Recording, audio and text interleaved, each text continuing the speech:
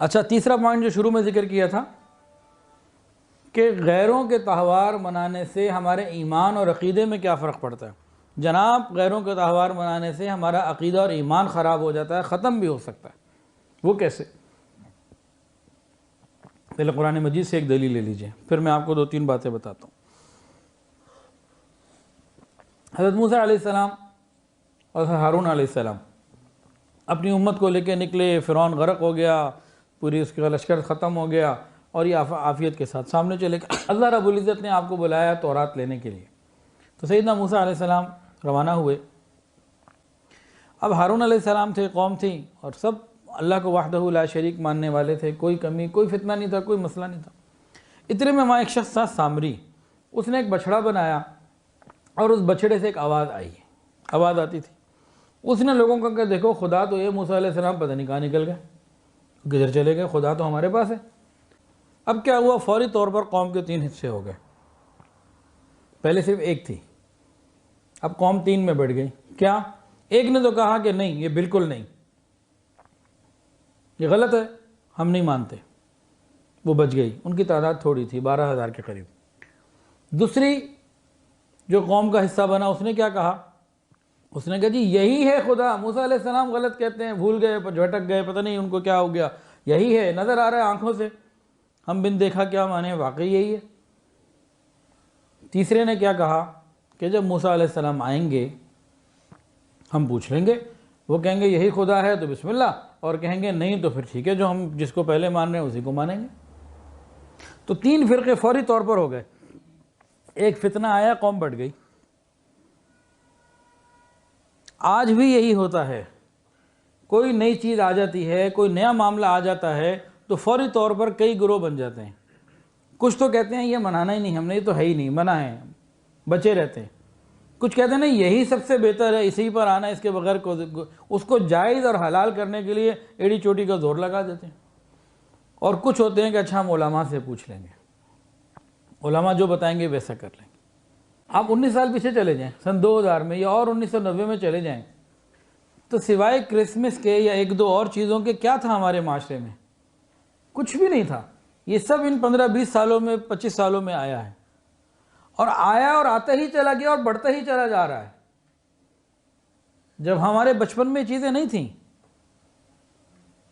اب یہ چیزیں آ گئی ہیں اور یہ اور بڑھتی چلی جا رہی ہیں، تو اس سے ہمارے عقیدے میں فرق پڑ رہا ہے، ہمارے عمل میں فرق پڑ رہا ہے، ہماری سوچ میں فرق پڑ رہا ہے، اور علماء سے ہمیں دور کیا جا رہا ہے۔ اس بات پہ بھرپور محنت کی جا رہی ہے کہ امت کو علماء سے دور کر دو، امت کو علماء سے دور کر دو۔ نوجوانوں کو سمجھا دیا گیا ہے کہ علماء ہی فتنے کا ذریعہ ہیں، ان کے پاس گئے تباہ ہو جاؤ گے۔ پوری ٹریننگ کی جا رہی ہے، پورے برین واشنگ کی جا رہی ہے، مائنڈ سیٹ کیے جا رہے ہیں کہ نہیں، ان کے پاس نہیں جانا۔ جب امت کو علماء سے کاٹ دیا، جنہوں نے صحیح بات بتانی تھی اللہ اور اس کے رسول کی، قرآن و حدیث کی، ان سے کر دیا دور، تو اب کیا ہوگا آگے نسلوں میں؟ پھر ان کے ایمان اور عقیدے خراب ہوں گے کہ نہیں؟ پھر ان کے جتنے بھی دن ہیں نا، ہر دن کے پیچھے کوئی نہ کوئی کانسیپٹ بھی ہے، خالی دن نہیں ہے۔ نیو ایئر نائٹ کیا ہے؟ ہمارے بہت سے لوگ اس کو عیاشی کے طور پر مناتے ہیں، لیکن پیچھے کانسیپٹ ہے ان کا۔ وہ کیا؟ جو کانسیپٹ ہمارا عید الاضحیٰ کے بارے میں ہے، وہ ان کا نیو ایئر نائٹ کے بارے میں ہے۔ ہمارا کانسیپٹ کیا ہے عید الاضحیٰ کے بارے میں؟ کہ حضور پاک صلی اللہ علیہ وسلم نے بتایا کہ اسماعیل علیہ السلام کو اللہ نے ذبیح اللہ کا مقام دیا، اور ابراہیم علیہ السلام نے ان کو ذبح کیا، اللہ نے جنت سے ونڈا بھیج دیا، وہ بچ گئے، تو اس یاد میں بنایا جاتا ہے۔ وہ لوگ کیا کہتے ہیں یہود و نصارہ؟ وہ کہتے ہیں کہ حضرت اسماعیل نہیں، حضرت اسحاق علیہ السلام ذبیح اللہ تھے، وہ ان کی یاد میں نیو ایئر نائٹ مناتے ہیں، یعنی پیچھے کوئی عقیدہ ہے۔ کرسمس کیا ہے؟ اس کے پیچھے بھی عقیدہ ہے۔ آپ دیکھیے انسائکلوپیڈیا برٹانیکا، اس میں دیکھ لیجئے، اس میں لکھا ہوا ہے ولادت مسیح کا دن۔ کرسمس کے پیچھے ان کا پورا ایک عقیدہ ہے، کہتے ہیں اس دن حضرت عیسیٰ علیہ السلام پیدا ہوئے تھے۔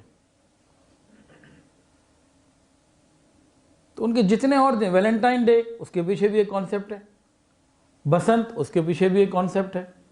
ہر ایک کے پیچھے کوئی نہ کوئی کانسیپٹ موجود ہے۔ جب امت کے نوجوان علماء سے دور ہوں گے اور دوسروں کے اب دیوالی ہمارے لاہور میں کھل کے منائی جاتی ہے، چند مہینے پہلے گزری ہوگی، تو میں ایک دن جا رہا تھا تو لڑکے کالج کے اور رنگ لگے ہوئے، میں تو بڑا حیران ہوں، جو سمجھ ہی نہیں آئی ہوا کیا ہے، اور دو چار نہیں، درجنوں نہیں، سینکڑوں پورے لاہور کی سڑکوں میں نظر آ رہے تھے اس دن. پتہ نہیں کیا ہو گیا، اللہ رحم معاف فرمائے. تو کئی دن کے بعد پتہ چلا کہ جی یہ دیوالی منائے جا رہی تھی، مسلمان لڑکے. تو جب علماء سے دور کر دیا جائے گا، ان کے تہوار، ان کی چیزیں اندر اتار دی جائیں گی، ایمان بعد میں کیسے رہے گا؟ تو بھئی ہم تو اللہ اور اس کے رسول کے ماننے والے ہیں، چاہنے والے ہیں. ہم چاہتے ہیں کہ قیامت کے دن ہمارا حشر نبی علیہ السلام کے قدموں میں ہو. وہ کب ہوگا؟ جب ہم نبی علیہ السلام سے سچی محبت کریں گے، نبی علیہ السلام کے دین کو اپنی زندگی کا حصہ بنائیں گے اور غیروں کے طریقوں کو اپنی زندگیوں سے نکالیں گے. حضرت عمر فاروق رضی اللہ تعالیٰ نے لاؤڈ اینڈ کلیئر منع کیا کہ تم نے غیروں کے دن نہیں منانے. فرمایا کہ ان کی عبادت گاہوں میں نہیں جانا، جب وہ عبادت کر رہے ہوں، وہ اپنی چیزوں میں لگے ہوئے ہوں، اللہ کا عذاب نازل ہونے کی توقع ہے، تم کہیں تباہ نہ ہو جاؤ. اور سنیے دوسری بات جو اس سے زیادہ واضح ہے، حضرت عبداللہ بن عمر رضی اللہ تعالیٰ عنہما، انہوں نے فرمایا کہ جو کوئی مسلمان اگر عیسائیوں کے نوروز کو منائے گا، new year, happy new year کہہ لیں نا اس کو، نوروز نیا دن، نیو ایئر نائٹ چلے سمجھ لیں. فرمایا کہ جو مسلمان عیسائیوں کے نوروز کو، ان کے نئے دن کو منائے گا، سیلیبریٹ کرے گا، اور یہی زندگی کا اس کا طرز رہا اور مر گیا، تو قیامت کے دن انہی میں سے اٹھے گا. اور امام احمد بن حنبل رحمہ اللہ سے پوچھا گیا، اگر کوئی شخص جس کی بیوی عیسائی ہو اور وہ چرچ جانے کی اجازت مانگے تو کیا کرے؟ تو انہوں نے فرمایا کہ منع کرنا چاہیے. اسی طرح ایک اور فقیہ نے فرمایا کہ ان کا غیر مذہبی تہوار کا کوئی غیر قوموں کا کوئی مذہبی تہوار ہو اور کوئی بندہ ان کو انڈا بھی انعام میں، تحفے میں، ہدیے میں دے دے، فرمایا کہ اگر اس کے بعد 50 سال کی بھی عبادت ہوں گی تو ضائع ہو جائیں گی. تو ان سے قلبی تعلق جو ہے نا وہ منع ہے. ہاں ویسے تو کوئی تعلق ہے، اس کی ممانعت نہیں ہے، تفصیل شروع میں گزر گئی.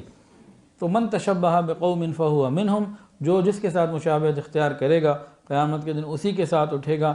اللہ تعالیٰ سے دعا ہے اللہ تعالیٰ ہمیں قیامت کے دن حضور پاک صلی اللہ علیہ وسلم کے ساتھ اٹھنا نصیب فرمائے. وآخر دعوانا ان الحمد للہ رب العالمین.